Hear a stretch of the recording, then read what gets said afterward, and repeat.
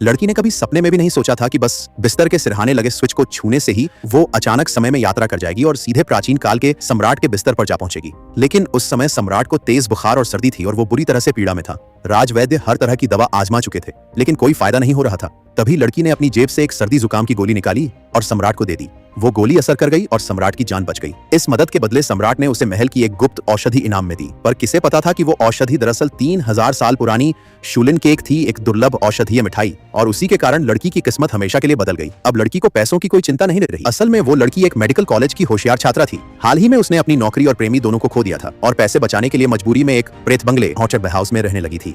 लेकिन एक दिन जब वह सोकर उठी तो खुद को प्राचीन काल में पाया सम्राट के पलंग पर। वो कुछ समझ पाती इससे पहले ही सम्राट ने उसे चीखे हत्यारा समझकर तलवार उसकी गर्दन पर रख दी। जब लड़की ने अपने कटे हुए हाथ से बहता रक्त देखा तब उसे एहसास हुआ कि ये कोई सपना नहीं था। वो भागने की कोशिश करने लगी, लेकिन सम्राट ने फुर्ती से उसका हाथ पकड़कर उसे वापस खींच लिया। सम्राट ने पूछा, तुम कौन सी महल की हो? डरी हुई लड़की ने जवाब दिया कि वह समय यात्रा करके आई है। पर पुराने जमाने का सम्राट उसकी इस बात पर भला कैसे यकीन करता? अपनी जान बचाने के लिए लड़की ने बहाना बनाया कि वह सम्राट का इलाज करने आई है। चूंकि वो एक मेडिकल स्टूडेंट थी, उसने तुरंत पहचान लिया कि सम्राट को बस एक आम फ्लू था। जब लड़की ने सम्राट के लक्षण एकदम सही बताए तो सम्राट हैरान रह गया। उसने नाड़ी देखकर पुष्टि की और लड़की ने दावा किया कि वह उसे ठीक कर सकती है। फिर लड़की ने अपने जूते के फीते में छिपाई एक गोली निकाली और कहा, इससे खा लो, 2 घंटे में ठीक हो जाओगे। सम्राट को डर था कि ये कोई चाल न हो, इसलिए उसने राजवैद्य को बुला लिया। लेकिन पुराने जमाने के वैद्य उस आधुनिक गोली को भला क्या समझते? इसी बीच एक सिपाही ने खबर दी कि बहुत से आम लोग भी एक ही बीमारी से पीड़ित हैं। यह सुनकर सम्राट को इतना गुस्सा आया कि वह बेहोश हो गया। लड़की तुरंत समझ गई कि यह हाई फीवर की वजह से हुआ है। वह कुछ सोचने का समय लिए बिना गोली सम्राट के मुंह में डाल देती है। सैनिकों को उसकी बात पर भरोसा नहीं था, लेकिन लड़की ने भरोसा दिलाया कि सम्राट 2 घंटे में जरूर होश में आ जाएगा। समय बीतने लगा।